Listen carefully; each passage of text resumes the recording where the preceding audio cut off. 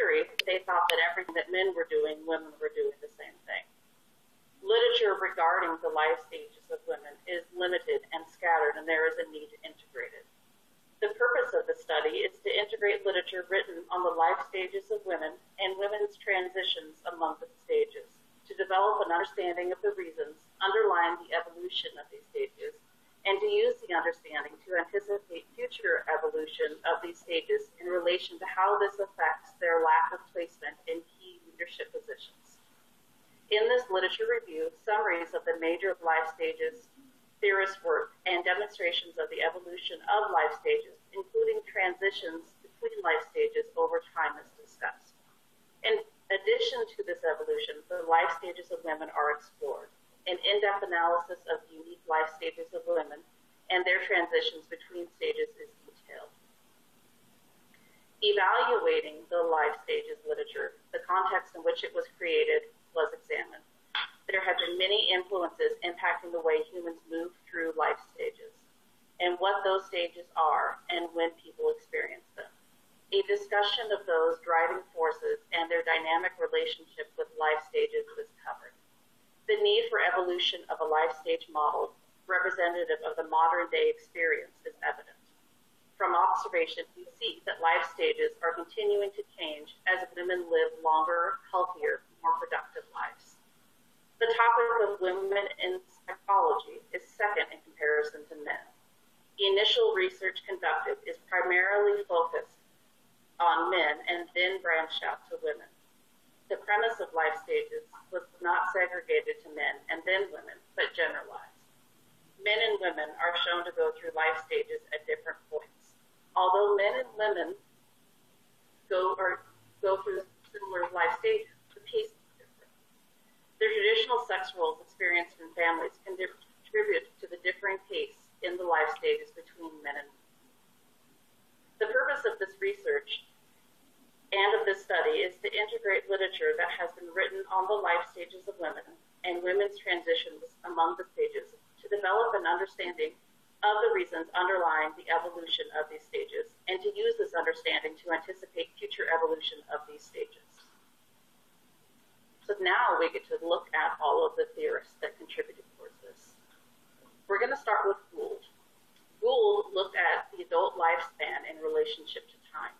Gould found that life is more difficult and painful in the 30s than it is in the 20s, with the 30s being characterized as a time for change, where there is an opening of ourselves. In the 30s, invincibility fades away and the self gets identified with the family. There is less focus on the external social and more on the family. In the early 40s, a stabilizing closing of the self. One's personality is concrete and life doesn't change day to day. In the 50s, less concerned about family, but more about approval of children and feeling that time is running out. Newgarden found that middle age defined themselves not in their chronological age, so much as they do as to where they are in various life contexts, such as body, career, and family. In regard to gender differences, she stated, women, but not men, tend to define their age status in terms of timing of events within the family circle. For married women, middle age is closely tied to the launching of children into the adult world. And even unmarried career women often discuss middle age in terms of the family they might never have had. Most of the women interviewed feel that most conspicuous characteristic of middle age is the sense of increased freedom. Not only is there increased time and energy now available for the self, but also a satisfying change in self-concept. Whether married or single, the typical theme is that middle age marks the beginning of a period in which latent talents and capacities can be put to use in new directions. This is a very powerful statement when we think about women in the workplace. In the middle age, a shift occurs to time left to live rather than time since birth. Time as finite bubbles up into the awareness of the middle age. One of the most prevailing findings is that middle adulthood is the period of maximum capacity and ability to handle a highly complex environment and a highly differentiated self. Very few express a wish to be young again. Most of the respondents perceive their judgment, which maturity and grasp of realities as enhanced in middle age. There is a sense of competence, self-understanding, and expertise. There is a central importance of what might be called the executive process of personality in middle age: self-awareness, selectivity, manipulation, and control of the environment, mastery, competence, the wide array of cognitive strategies, reflection as a striking characteristic of the mental life of middle-aged person, the stock-taking, the heightened introspection, and above all, the structuring and restructuring of experience that is the conscious processing of new information in the light of what has already learned and turning one's prophecy to the achievement of desired ends. Newgarden explains how men at this time are experiencing increased job pressure and job boredom. Both sexes, although men more than women, talked of the new difference in the way time is perceived. Life is restructured in terms of time left to live rather than time since birth. Not only the reversal in directionality, but the awareness that time is finite is a partially conspicuous feature of middle age. Erik Erikson debuted his theories of lifespan in the 1950s. In the 1950s, initially Erikson called the life stages 8 stages of man. However, later his theory was known as the psychological stages of development. Initial stages of development, trust versus mistrust, will provide the infant with a sense of hope. Autonomy versus shame and doubt provide the child with a sense of will. The third stage, initiative versus guilt, will enable the child to feel a sense of purpose. Industry versus inferiority gives the child feelings of love. The fifth stage, identity versus identity confusion, provides the adolescent with feelings of fidelity. Intimacy versus isolation teaches the adolescent competence. The seventh stage, generativity versus stagnation, teaches adults to care over the final stage. Integrity versus despair or disgust teaches the elderly wisdom. It was thought that if the individuals successfully completed the developmental tasks at each stage, their self-esteem would be confirmed, enabling them to move forward to the next stage of development. Erikson described an experience he had when speaking with a group of women at a seminar about womanhood. He stated that after his lecture, he found several attractive women and asked their thoughts on his lecture. When I was reading this, I wondered why he didn't seek out women who were not so attractive. Erikson described the women as pensive and agreeable with his thoughts. Erikson learned about the various discriminations women felt existed in the workforce.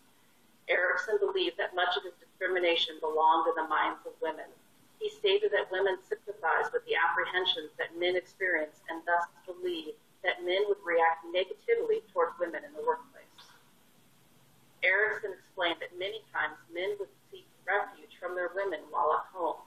By allowing women to become successful in the workforce, this takes away from the safe haven that men are accustomed to. Erikson believed that when men thought women needed to stay at home and raise their children, that it was the man who required the attention of his wife. He was the needy counterpart. Erikson explained how imperative it is for women to place themselves in science and politics. With increasing technology, women have additional aspects that did not exist prior: computers, education, and so on. Daniel Levinson has the most concrete information about women and life stages. Daniel Levinson's contributions to life stages notably are through the seasons of a man's life and the seasons of a woman's life. The research conducted started on a personal level as Levinson was emerging on the middle life section of his own life. Levinson had notable influences from many scholars in the psychology field, like Eric Levinson, Bernice Newgarden, L. Sprinkle Brunswick, and other notables. Women are more prone to put their lives on hold for their family and may be able to resume their goals and dreams toward middle life.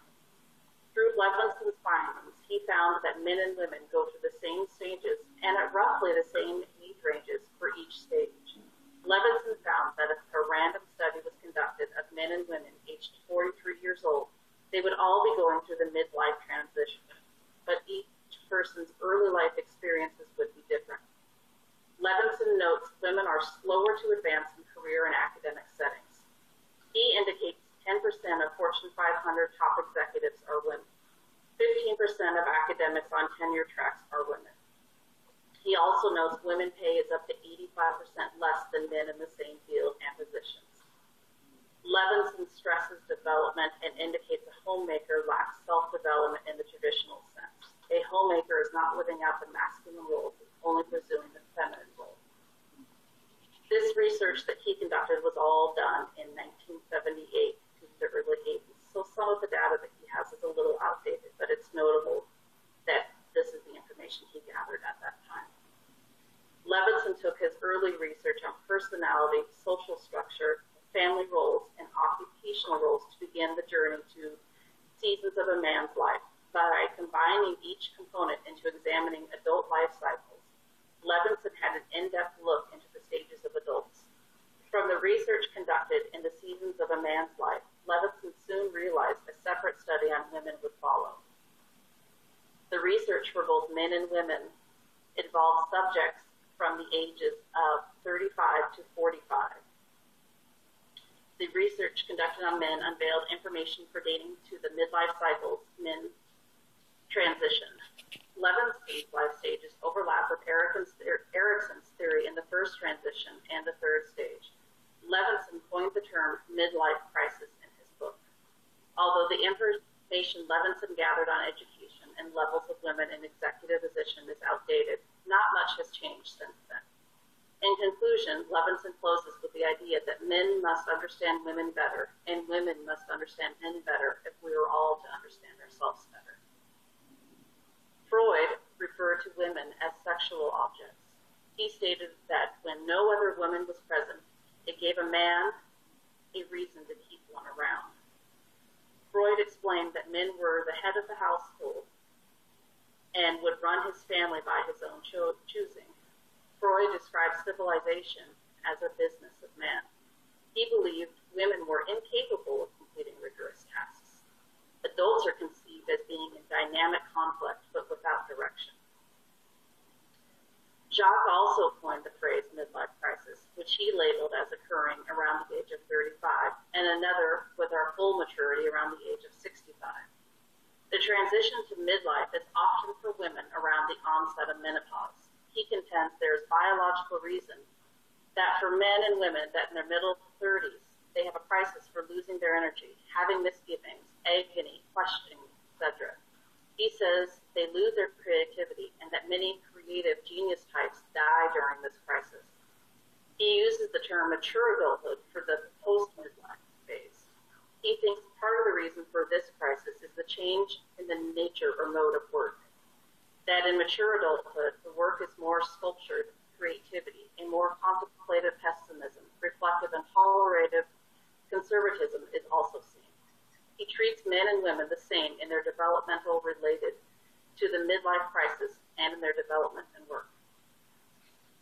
Margaret Mead believed that family units were inevitably about change. As technology increased, so did a woman's advancement. For instance, the creation of birth control no longer ensured that a woman would become pregnant. This allowed a woman to take her fertility into her own hands. Okay, so from here, I'd like to show you something on the life stages.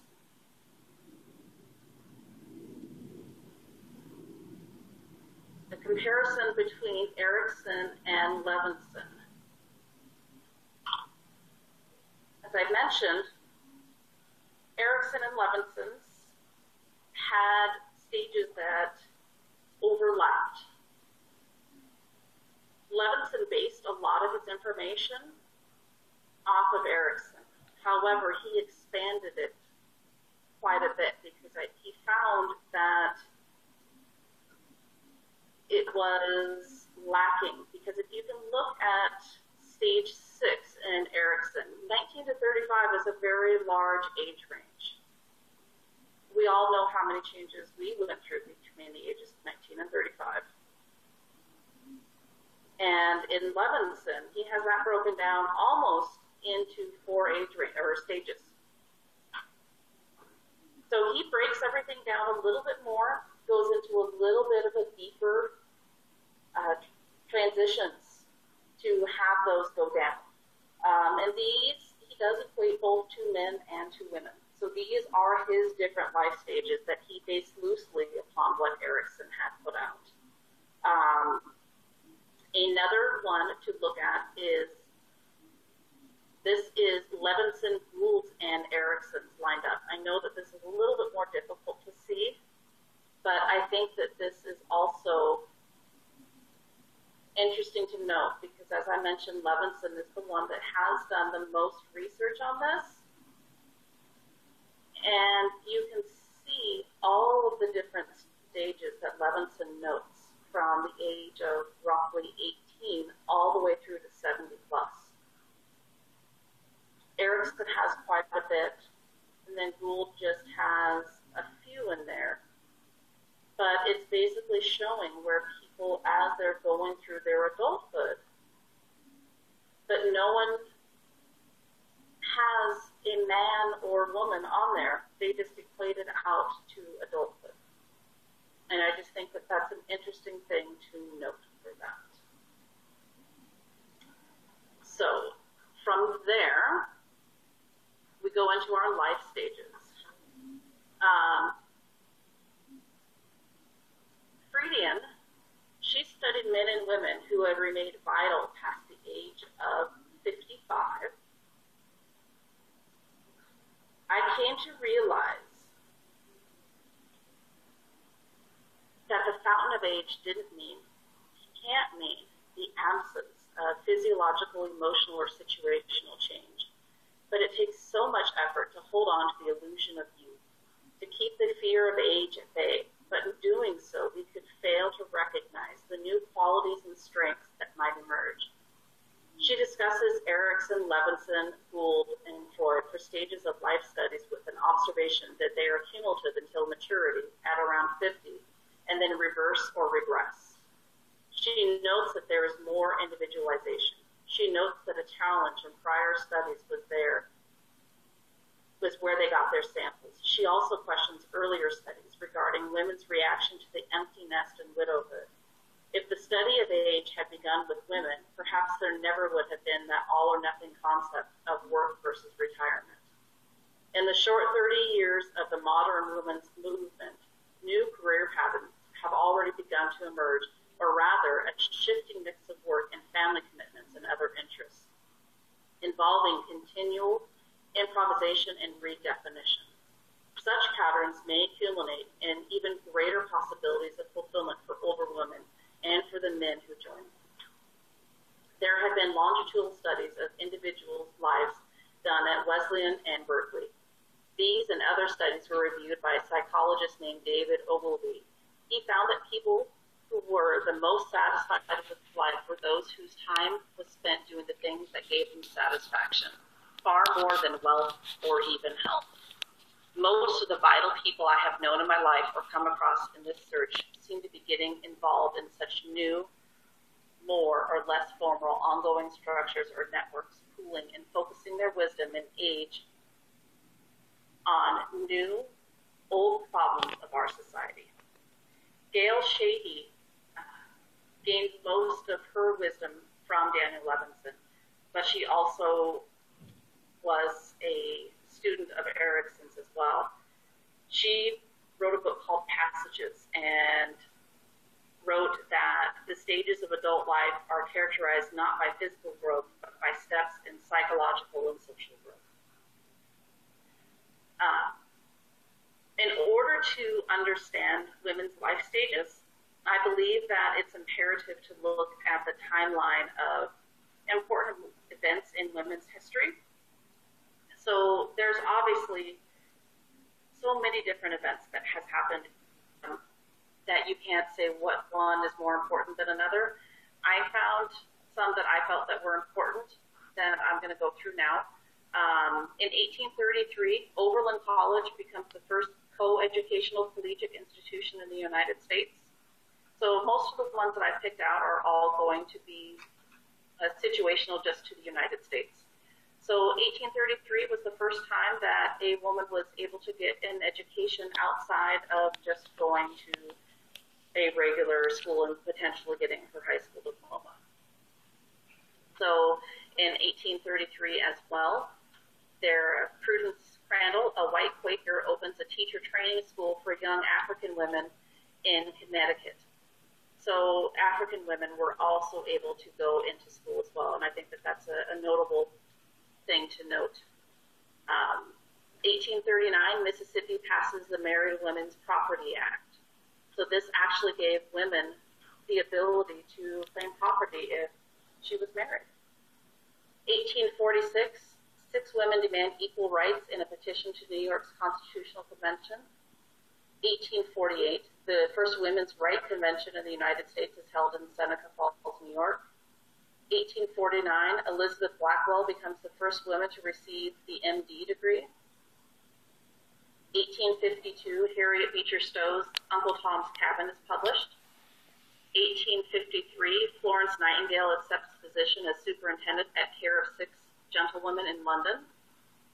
1862, Mary Todd Lincoln writes the letter to Abraham Lincoln advising her husband to remove the hesitant General George B. McClellan from command. So this is the wife of the president writing a letter to get someone removed, which I find very interesting. Elizabeth Cady Stanton and Susan B. Anthony found the National Women's Suffrage Association in 1869. 1872, Susan B. Anthony is arrested and brought to trial for attempting to vote in a presidential election. 1881, Alice Freeman Palmer becomes president of Wellesley College. 1881, Clara Barton founds the American Red Cross. 1887, finds the first women mayor. 1891, Lily Ukulani becomes the Queen of Hawaii. 1898, Madame Curie is sharing the Nobel Peace Prize with her husband. In 1911, she was awarded the Nobel Peace Prize again. She's the only woman to this date that's been awarded two. In 1912, the Girl Scouts of America was founded. In 1920, women were granted the right to vote. In 1921, Margaret Sanger founded the American Birth Control League, the precursor to the Planned Parenthood Federation of America. In 1932, Amelia Earhart takes her solo American Atlantic flight. 1933, Eleanor Roosevelt held her first press conference as First Lady. In 1943, the All-American Girls Professional Baseball League was formed. This is important because this is when we were at war and the men weren't home to be able to have baseball, which is one of America's pastimes. In 1943, Norman Rockwell's Rosie the Riveter appears on the cover of Saturday Evening Post. 1945, Eleanor Roosevelt became a U.S. ambassador. 1950, Erickson's Stages of Life Development Life Cycles debuts. There wasn't so much a woman doing that, but I think that's important to note. 1955, Rosa Parks refuses to give up her seat to a white man on a bus. 1960, the drug company G.D. Searle receives FDA approval to sell the pill. 1961, Eleanor Roosevelt chaired JFK's Commission on the Status of Women. 1964, Civil Rights Act of 1964 prohibits discrimination in public accommodations and in employment. 1966, the National Organization for Women is established. In 1972, the Equal Rights Amendment is passed by the Senate and submitted to the states for ratification. 1981, Sandra Day O'Connor becomes the first woman appointed to the United States Supreme Court. And in 1994, the Violence Against Women Act is passed. Each one of these single events influence each other in some fashion or another. One could not be possible without the one previously occurring. The first school allowing women to become educated in 1833 started many of the advancements women are experiencing still today. Examining modern-day statistics on women assists in breaking down the life stage date further. The information on life stages is disjointed at best and not directed at women other than Levinson. Extrapolating the statistics on women about work, health, and education, the life stage literature shows how outdated the male-geared research has been over the years. Based upon the findings of Women in America, Indicators of Social and Economic Well-Being by the U.S. Department of Commerce in 2011, the face of women in the workplace is evolving. More women are attempting to take leadership positions. Women are giving birth at older ages, therefore allowing them to stay in the workforce longer to work up the corporate ladder. More women are also choosing to either not have children or not marry. These key changes are changing the face of women in the workplace. The rate of women obtaining higher levels of education is also increasing. Higher levels of education have a direct reflection on better employment and better paying jobs. The number of women who have a college degree is now equal to that of men at 28% of all the population in 2008. In 1970, only 8% of females had a degree, where their male counterparts were at 14%. Beyond this, women have outpaced men in obtaining postgraduate degrees since the 1970s. The educational piece is a sliver of women's impact in the workplace. The 20th century saw the largest change in women in the workplace. In 1950, 33% of women were either working or looking for work. In comparison, 61% of women were working or looking for work in 1999. Men still show a higher level of employment than women, both with a degree and without. The number of women working in more traditional male positions of management, business, and finance has moved 15% since 1983 to 2008. One change that remains is the difference in earnings. Men still earn more than women for the same position. This is narrowing but remains. Attributes typically associated with women are showing up in more conversations about leadership. According to the Athena doctrine, expressive, patient, flexible, and passionate are some of the notable feminine characteristics of a solid leader. Morally is another area where females have strong attributes. Key areas to note are nurturing, empathetic, selfless, and passionate. These attributes were collected from interviewing key leaders throughout the world from the authors of the Athena doctrine. Indicators of happiness also fell into the realm of the female gender, notably nurturing, expressive, patient, and passionate. Noting that feminine traits are needed in these areas, if balance between typical male traits and typical female traits are necessary in a leadership role. Health is an area which has seen vast improvement for both sexes. Women continue to outlive men.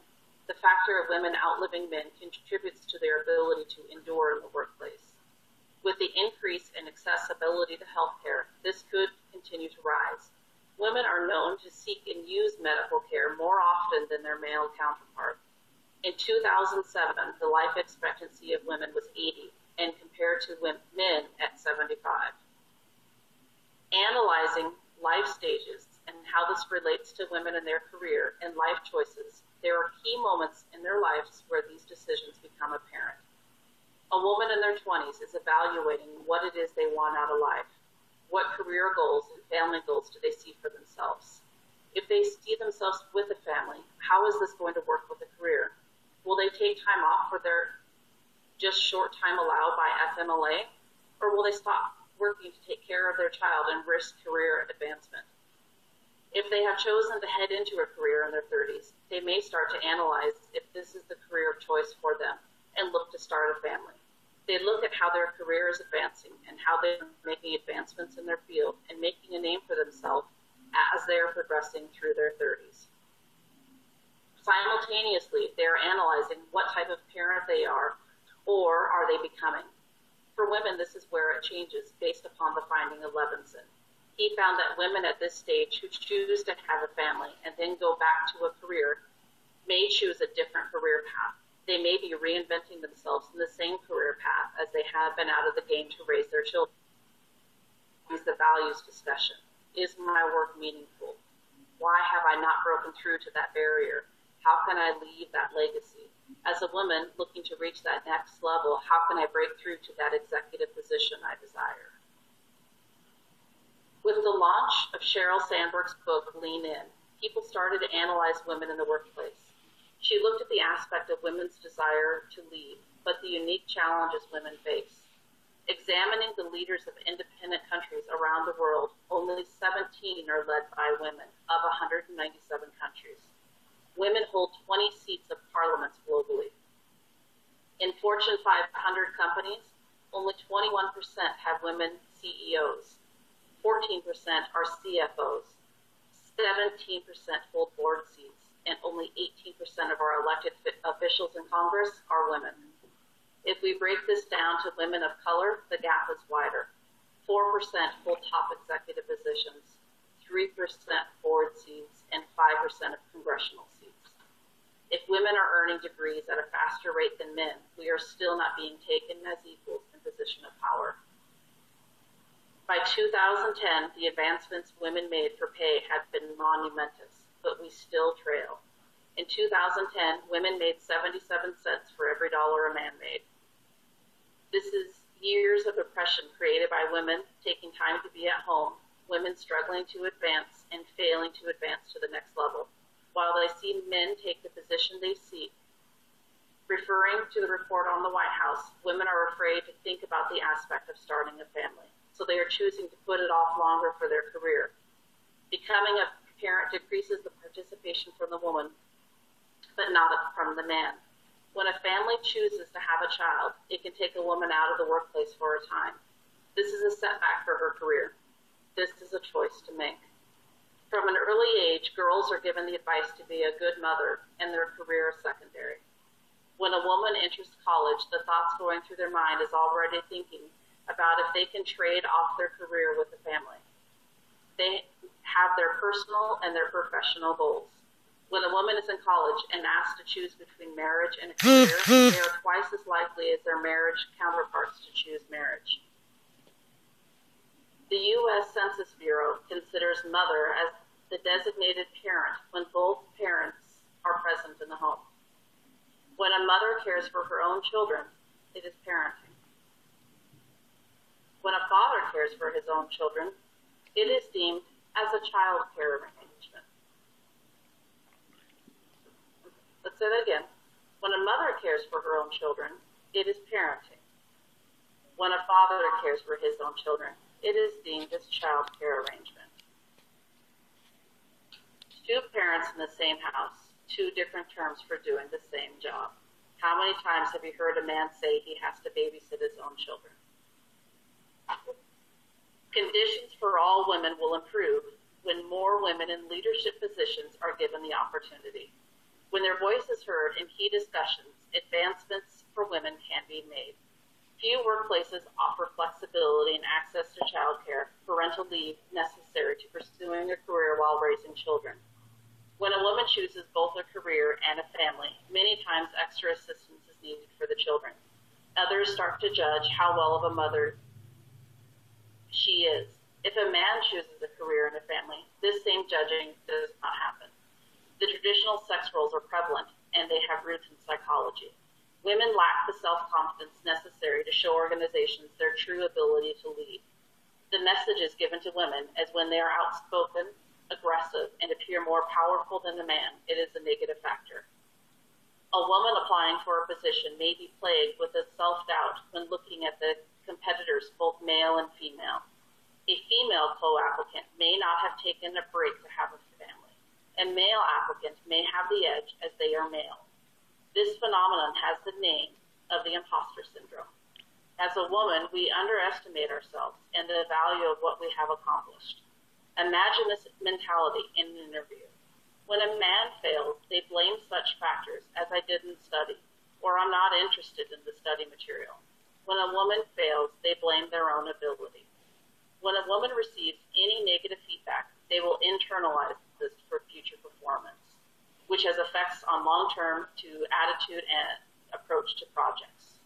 When a man becomes successful, both men and women respond favorably. When a woman is successful, men and women equally like her less. Analyzing traits characteristic of a woman tends to be nurturing. If she takes a leadership position and displays a characteristic other than nice first, then a negative impression is created. This could be as simple as displaying her competence towards a role. Wouldn't an organization want a leader in place who was competent? On the flip side, a woman in an interview is noted to have a harder time in interviews by noting previous success in other positions. A finding at Hewlett-Packard notes that women apply for positions only when they feel they meet 100% of criteria noted in the job placement.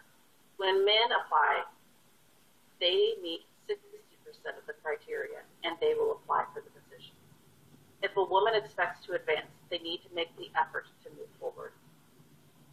Psychological traits and life studies play a vital role in the advancement of women in obtaining leadership positions. Women have made advancements in areas which lead to obtaining key careers and positions in the workplace. Yet the leadership positions still elude women. Analyzing the key reasons for the lack of advancement can help women move forward in the careers for the future. We can help break down walls preventing advancement, which are attributed to a psychological base. By looking further into the life stages and tailoring them to women, we can help looking to what is unique about a woman and helping them advance into the workforce.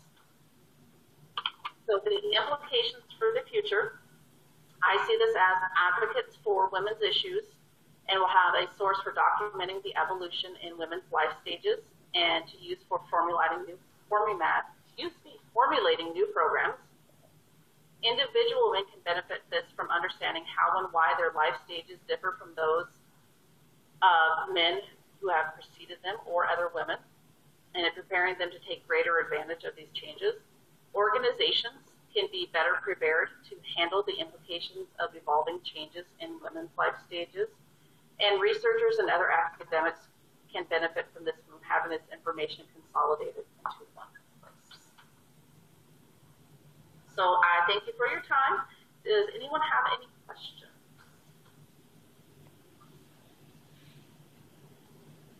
I have a question. Yes. Do you think that the content of your presentation and the topic that you covered would be something organization leaders might want to integrate into a wellness program? Where does it fit in? And I may have just answered my own question, but I'm not sure. Where does it fit in? At this point, it's still evolving, and it could potentially fit into a wellness program, but I think it fits more into, it depends on what your definition of a wellness program is. I can see it fitting almost into more of a motivational style program as well, because I think that women inhibit themselves. And that is one of the biggest things that I gained from reading all of the material that I did, is that